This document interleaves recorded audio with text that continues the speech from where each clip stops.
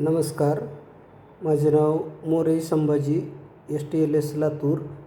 मी आज तुम्हाला ट्रूनॅट मशीनचा जो काही एक्सेल फॉर्मॅटचा रिपोर्ट आहे 1 महिन्याभराचा किंवा तुम्हाला पाहिजे त्या कालावधीचा, तो मोबाईलवरती कसा घ्यावा हे आज थोडक्यात सांगणार आहे.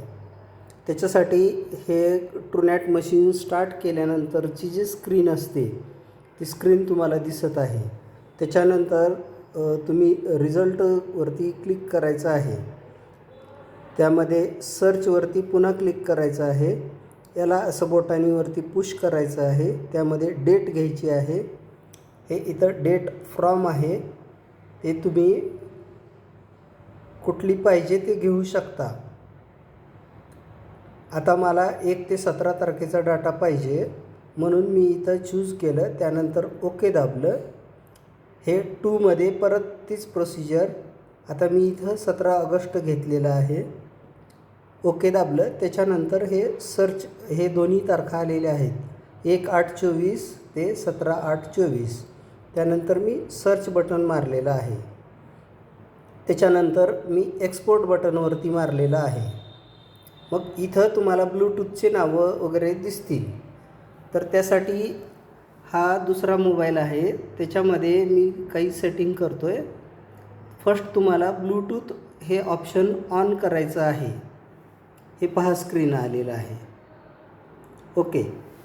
आता या स्क्रीनवरती या मोबाईलचं नाव नाही आहे.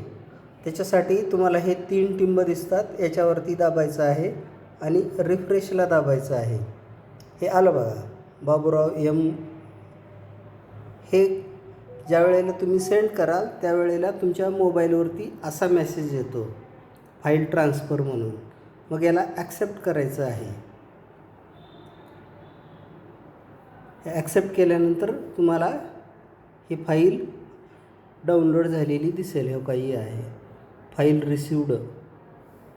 आता इथं न पाहता तुम्ही तुमच्या मोबाईलच्या माय फाईल्स किंवा साधं फाईल्स पण असू शकतं मोबाईलमध्ये, त्याच्यावरती क्लिक करायचं आहे. त्याच्यानंतर डॉक्युमेंट आणि हे रिझल्ट नावाची फाईल आहे. जर हिला तुमच्या मोबाईलमध्ये ओपन करायचं असेल तर त्यासाठी प्ले स्टोअरवरून एक्सेल नावाचं ॲप घेऊन त्याला ॲक्टिवेट करावं लागतं. त्याच्यानंतर तुम्ही पाहू शकता.